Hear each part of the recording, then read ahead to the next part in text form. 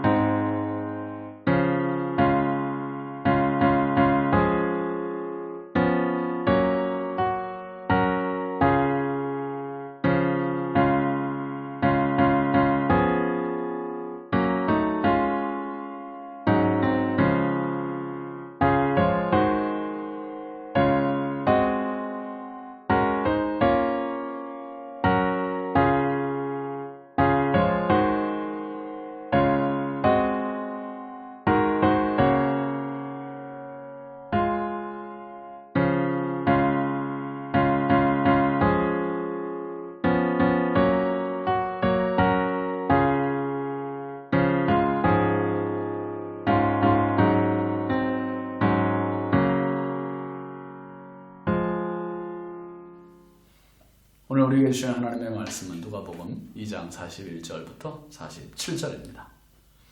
그의 부모가 해마다 6월절이 되면 예루살렘으로 가더니 예수께서 12살 되었을 때에 그들이 이 절기의 관례를 따라 올라갔다가 그 날들을 마치고 돌아갈 때에 아이 예수는 예루살렘에 머무셨더라. 그 부모는 이를 알지 못하고 동행 중에 있는 줄로 생각하고 하룻길을 간 후 친족과 아는 자 중에서 찾되 만나지 못함에 찾으면서 예루살렘에 돌아갔더니 사흘 후에 성전에서 만난즉 그가 선생들 중에 앉으사 그들에게 듣기도 하시며 묻기도 하시니 듣는 자가 다 그 지혜와 대답을 놀랍게 여기더라. 아멘. 오늘 말씀 제목은 예수를 찾으라입니다. 예수를 찾으라. 어린 시절 어머니 등에 업혀서 버스를 타고 서울에 갔던 기억이 참 아련히 납니다. 어린 시절이었지만 기억에 남는 것은 아마도 그때 서울에 대한 첫 인상이 너무 충격적이었던 것 같아요. 시골에만 살던 저의 눈에 비쳤던 서울의 모습은 뭐 지금에 비하면야 그 당시 서울도 시골과 마찬가지였지만 그래도 시골에 있던 저의 모습에는, 제 눈에는 많은 사람들, 많은 차량들, 또 많은 건물들이 정말 신기하기만 했던 겁니다. 그래서 버스에서 엄마의 옷을 당기면서 연실 엄마를 부르며 신기한데 창밖을 가리키고 묻곤 했던 기억이 납니다. 여러분, 서울은 오늘까지 온 국민들이 모여 살기를 원하는 곳이고 또 가장 많은 인구가 밀집되어 있는 곳입니다. 사람들이 정말 많이 모여 살고 있잖아요. 왜 그렇습니까? 서울에는요, 사람이 살아갈 수 있는 모든 인프라 구축이 잘 되어 있기 때문에 그래요. 그만큼 물론 살기는 편하지만 범죄도 많고 부작용 또한 많은 도시입니다. 성경에서 예수님의 어린 시절에 대한 이야기가 참 많지는 않아요. 거의 없는데, 특별히 다른 복음서에서는 그 출생에 대한 이야기만 있죠. 근데 유독 누가복음에서는 예수님의 12살 시절 사건을 기록하고 있습니다. 말 그대로 사건입니다. 41절 보시면 그의 부모가 해마다 6월절이 되면 예루살렘으로 가더니 그랬어요. 당시 경건한 유대인들은요, 6월절, 오순절, 초막절 이 세 절기는 항상 예루살렘을 방문했습니다. 예수님의 부모인 요셉과 마리아는 해마다 6월절이면 예수님을 데리고 예루살렘에 갔습니다. 절기를 지키기 위함이죠. 우리로 치자면 명절을 지키기 위해 고향을 찾는 것과 같다고 보면 되겠습니다. 요셉과 마리아는 소년 예수님에게 경건함을 가르치기 위함일 것입니다. 42절 보면 예수께서 12살 되었을 때에 그들이 이 절기의 관례를 따라 올라갔다가 그랬습니다. 저자 누가는 예수님의 나이를 12살이라고 분명히 명시하고 있습니다. 초등학교 5학년 나이입니다. 절기의 관례를 따라 올라갔다. 여기까지는 일반인과 전혀 다를 바 없는 발길입니다. 그런데 사건이 터졌죠. 43절부터 45절까지 보시면 그 날들을 마치고 돌아갈 때에 아이 예수는 예루살렘에 머무셨더라. 그 부모는 이를 알지 못하고 동행 중에 있는 줄로 생각하고 하룻길을 간 후 친족과 아는 자 중에서 찾되 만나지 못하며 찾으면서 예루살렘에 돌아갔더니, 당시 많은 사람들이 예루살렘에 운집, 얼마나 많은 사람들이 예루살렘에 운집했는지를 알 수 있는 그런 대목입니다. 말 그대로 인산인해를 이루었던 것이죠. 여러분, 공휴일에 놀이공원에 수많은 인파가 모인 것을 한번 생각해 보세요. 지금 예루살렘이 그런 모습입니다. 요셉과 마리아가 절기를 마치고 집으로 돌아가는데 예수님은 예루살렘에 머무르셨어요. 근데 요셉과 마리아는 예수님이 함께 가는 동행 중에 있는 줄 짐작하고 착각하고 그냥 하룻길 정도를 그냥 간 겁니다. 그냥 가요. 그런데 아들이 눈에 보이지 않자 친족과 마을 사람들 사이에 혹시 예수님 못 봤냐? 예수 못 봤냐? 그러면서 예수님을 찾습니다. 근데 아무리 찾아도 예수가 안 보이는 거예요. 예수를 본 사람도 없어요. 그러니 어떻게 합니까? 결국 다시 예루살렘으로 발길을 돌립니다. 사랑하는 성도 여러분, 우리가 아무리 멀리 가도요, 아무리 바쁘게 가도 내 인생 가운데 예수님이 안 계시면 우리 인생은 다시 돌아가야 돼요. 어디로요? 예수님을 찾아서, 예수님 계신 곳으로. 예수 없는 인생은 허무합니다. 예수 없는 인생은 하나님의 시간 속에 들 수 없습니다.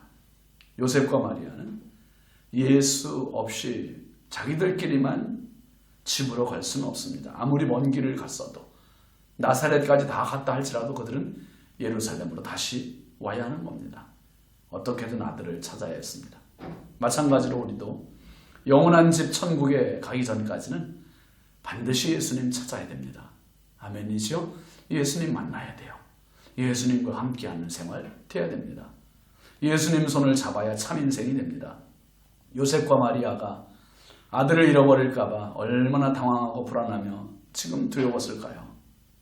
46절, 47절 보시면 사흘 후에 성전에서 만난즉 그가 선생들 중에 앉아서 그들에게 듣기도 하시며 묻기도 하시니 듣는 자가 다 그 지혜와 대답을 놀랍게 여기더라 했습니다. 사흘 후에 찾았다 했습니다. 12살 예수님. 부모를 잃었다가 어디서 울고 있는지 모를 것 같이 생각했는데 울고 있는 게 아닙니다. 부모는 예수님을 성전에서 만났습니다. 성전에서. 맞습니다. 예수님을 만날 장소는 성전입니다. 어린 예수님, 많은 랍비들, 선생님들과 함께 지금 성전에서 대화를 하고 있습니다. 듣기도 하시고 묻기도 하시고. 사람은 보통 나이에 맞는 행동을 하고 나이에 맞는 말을 하잖아요. 근데 12살이면 12살에 맞는 언행이 나오기 마련인데요. 예수님의 말씀은 얼마나 놀라웠는지 그 지혜와 대답이 많은 선생들을 놀라게 하고 집중하게 했던 겁니다. 예수님의 소년 시절 이 사건은 부모에게 그리고 주변 사람들에게 그리고 랍비들에게 놀라움 그 자체였습니다. 그분은 하나님이시기 때문에 그렇습니다. 예수님을 찾아서 오늘도 수많은 사람들이 자기 인생의 목표를 찾아서 서울로 모입니다. 예루살렘으로 가고 또 모입니다.